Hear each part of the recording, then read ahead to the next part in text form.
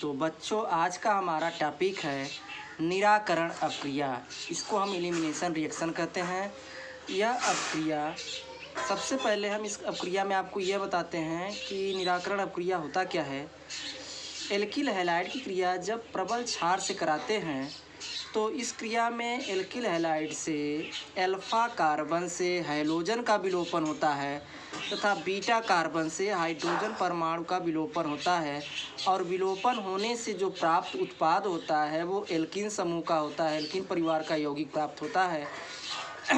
यह अपक्रिया 2 चरणों में होती है और इस अपक्रिया में सबसे पहले हम आपको ये बताएंगे कि ये अल्फा कार्बन बीटा कार्बन क्या होता है। प्राचीन समय में जब लंबे कार्बन युक्त यौगिक की पहचान नहीं हुई थी, छोटे कार्बन युक्त यौगिक की पहचान हुई थी, तो उसमें आज के समय में जो हम नंबरिंग सिस्टम का प्रयोग करते हैं 1 2 3 4 कार्बन के लिए, तब उस समय जिस कार्बन से कोई प्रतिस्थापी क्रियात्मक समूह जुड़ा होता था उस कार्बन को हम अल्फा कार्बन कहते थे, उसके बगल वाले कार्बन को बीटा कार्बन कहते थे, बीटा कार्बन वाले बगल वाले कार्बन को गामा कार्बन कहते थे तथा गामा कार्बन के बगल जो कार्बन होता था उसको हम डेल्टा कार्बन के नाम से जानते थे। ईवन अपक्रिया में सबसे पहले हम एल्किल हैलाइड की क्रिया बेस से कराते हैं तो पहला जो चरण होता है बड़ा धीमा होता है। चूँकि halogen is a good leaving group, एक अच्छा लिविंग ग्रुप होने के कारण यह कार्बन से अपना बॉन्ड ब्रेक करता है। चूँकि अत्यधिक इलेक्ट्रोनिगेटिव होने के कारण यह कार्बन के इलेक्ट्रॉन को अपनी ओर खींचता है, जिससे कार्बन पे प्लस चार्ज, जिसको हम कार्बोकेटायन कहते हैं, उत्पन्न हो जाता है। ये कार्बन अपना अष्टक पूरा करने के लिए बगल के हाइड्रोजन के इलेक्ट्रॉन को अपनी ओर आकर्षित करना शुरू कर देता है, क्योंकि इसका एक ऑर्बिटल वैकेंट होने के कारण, खाली होने के कारण यह इलेक्ट्रोनिगेटिविटी के लक्षण शो करता है, जिसकी वजह से ये अत्यधिक विद्युत धनात्मक लक्षण वाले हाइड्रोजन के इलेक्ट्रॉन को अपनी ओर खींचता है। और जब हाइड्रोजन और कार्बन के बीच के बॉन्ड का 2 इलेक्ट्रॉन इस कार्बन में आ जाता है तो हाइड्रोजन रूपी ये प्रोटॉन एक तरह से लॉस करता है और इस प्रोटॉन को स्ट्रॉन्ग बेस जो माइनस के रूप में है, जिसके पास इलेक्ट्रॉन एक्स्ट्रा हैं, यह 2 इलेक्ट्रॉन इस प्रोटॉन को दे करके बॉन्ड फॉर्मेशन कर लेता है, बी बॉन्ड एच बना लेता है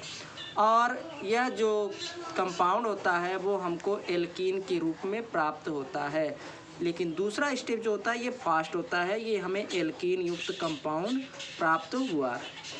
जबकि E2 अपक्रिया में होता क्या है कि एल्किल हैलाइड की क्रिया जब हम प्रबल बेस से कराते हैं, प्रबल बेस हमारा NaOH या KOH हो सकता है, तो इस क्रिया में सबसे पहले होता क्या है कि जो प्रबल बेस है वह कार्बन पे आक्रमण करता है। यहाँ पे अपक्रिया में आपको दिखाया गया है कि यह जो है प्रोटॉन से एक बॉन्ड फॉर्मेशन करता है संक्रमित रूप में, जो यहाँ पे दिखाया नहीं गया है। ये इस तरह से ये संक्रमित रूप में बॉन्ड फॉर्मेशन करता है। तो जब ऐसी कंडीशन उत्पन्न होती है तो इसमें संक्रमण अवस्था उत्पन्न होने लगता है। यहाँ दिखाया नहीं गया है, ये संक्रमण अवस्था उत्पन्न हो जाता है जब ये इलेक्ट्रॉन देना शुरू करता है हाइड्रोजन को, तो ये संक्रमित अवस्था में उत्पन्न हो जाता है हमारा कंपाउंड। बाद में करता क्या है कि जब हाइड्रोजन की बॉन्डिंग स्ट्रॉन्ग बेस बी से हो जाती है तो यह अपना 2 इलेक्ट्रॉन जो होता है ये इस कार्बन में शिफ्ट कर देता है, जिससे कार्बन के बीच में डबल बॉन्ड फॉर्मेशन होता है और ये प्रोटॉन बी के साथ कंपाउंड फॉर्मेशन कर लेता है और इससे हमको एल्कीन युक्त यौगिक प्राप्त होता है। जैसे आपने अपक्रिया देखा था यशियन नाभिक स्नेही प्रतिस्थापन अपक्रिया में कि किस प्रकार एक नाभिक रागी दूसरे नाभिक रागी को हटाने से पहले वह कार्बन से बॉन्ड फॉर्मेशन करता है, जिससे इलेक्ट्रॉन घनत्व बढ़ जाने के कारण उस पर एक संक्रमित अवस्था उत्पन्न होती है। ठीक उसी प्रकार से यहाँ पे हाइड्रोजन की बॉन्डिंग कार्बन के साथ भी है और प्रबल बेस के साथ भी हो जाने के कारण दोनों के बीच में तब तक एक द्वंद्व चलता रहता है जब तक कि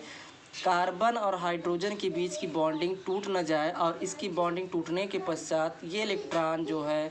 कार्बन पे शिफ्ट होती है। और चूंकि यहाँ पे हाइड्रोजन मोर इलेक्ट्रोनेगेटिव और गुड लिविंग ग्रुप होने के कारण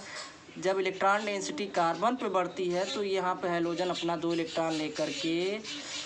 विलुप्त हो जाता है, जिससे हमको एल्कीन के यौगिक उत्पाद प्राप्त हो जाते हैं और हाइड्रोजन अपना लिविंग ग्रुप के रूप में निकल जाता है। लेकिन इस अपक्रिया को और समझने के लिए हमें ये देखना पड़ेगा कि हाइड्रोजन में जो फ्लोरीन, क्लोरीन, ब्रोमीन, आयोडीन युक्त यौगिक हैं, अगर एल्किल हैलाइड क्रिया प्रबल बेस से कराएंगे तो प्रबल बेस किसके साथ तेज अपक्रिया करेगा। चूँकि बॉन्ड स्ट्रेंथ जितनी मजबूत होती है बॉन्ड टूटने में उतनी कठिनाई होगी और अपक्रिया उतना ही धीमा होता है। चूँकि यहाँ पे सबसे ज़्यादा बॉन्ड स्ट्रेंथ कार्बन और क्लोरीन की है और सबसे कम कार्बन और आयोडीन की है, अतः बेस जो होता है सबसे तेज अपक्रिया